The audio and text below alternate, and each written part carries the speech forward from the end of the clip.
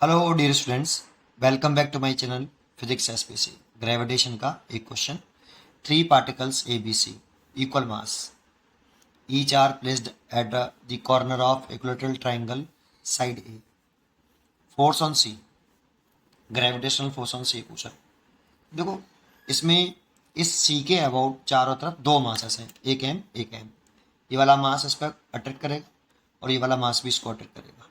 तो मैंने नंबरिंग कर देता हूँ कि ये 1 है, ये 2 है और ये 3। तो ग्रेविटेशनल फोर्स इस वाले 2 वाले सी पर पूछ रहा है, सी वाले फोर्स पर पूछ रहा है। तो इस वाले ये वाला फोर्स इस वाले फोर्स, ये वाला मास इस वाले मास को अट्रैक्ट करेगा ऐसे। और मान लो ये फोर्स से अट्रैक्ट कर रहा है आपका F21 फोर्स है। केवल मैग्नीट्यूड लिखा है तो मैग्नीट्यूड लिख लेते हैं। F21 इज इक्वल टू जी, दोनों मास का मल्टीप्लाई, तो m इंटू एम तो एम स्क्वायर ओवर दोनों मास के बीच की शॉर्टेस्ट सेपरेशन। तो देखो, दोनों मास को ज्वाइन करने वाली लाइन ये रही, इनके बीच की शॉर्टेस्ट सेपरेशन a है, तो इसलिए a स्क्वायर। और डायरेक्शन होती है अट्रैक्टिव नेचर।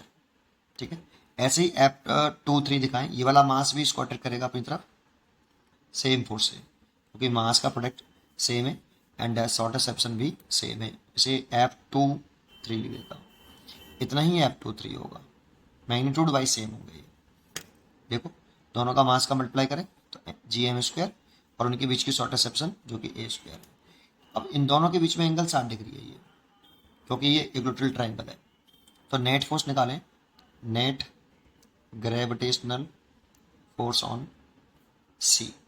तो एफ नेट सी पे निकाल लें तो रूट के अंदर, भाई ट्रायंगल ऑफ इक्वेशन लगा दो। तो क्या लिखें इसको, एक काम करते हैं, F21 और F23 को F मान लेते हैं कि ये वाला फोर्स भी F है और ये वाला फोर्स भी F है।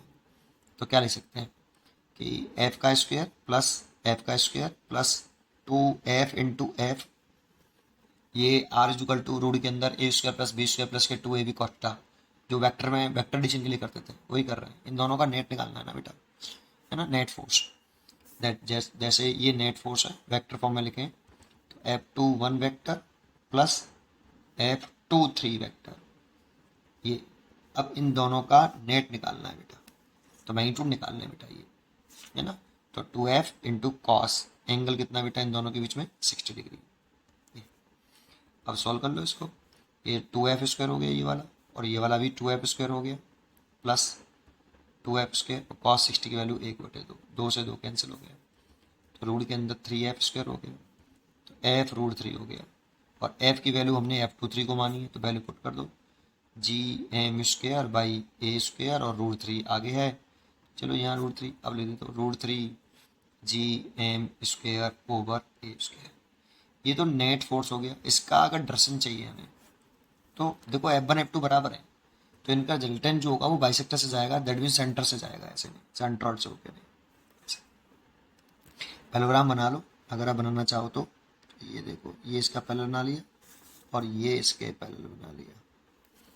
ये डायरेक्शन होगी नेट फोर्स की, ये देखो, जो कि सेंटर ऑफ ट्राइंगल के सेंट्रोइड से होकर जाएगी एफ नेट, और इसके बाइसेक्टर से होगी। 60 डिग्री है तो इसका बाइसेक्टर होगा ये 30 डिग्री पे, 30 डिग्री से पास होगा, क्योंकि F1 F2 जब बराबर हो तो रिजल्टेंट जो F1 F2 के बीच में एंगल है उसके बाइसेक्टर से जाता है। ठीक है, तो ये मैग्नीट्यूड हो गया, ये डायरेक्शन हो गई। लेकिन हमसे मैग्नीट्यूड ही मैग्नीट्यूड पूछा है, इसलिए इसकी चॉइस हो गई root 3 G M square by A square. A is correct choice. पढ़ते रहिए और खुश रहिए। Thank you.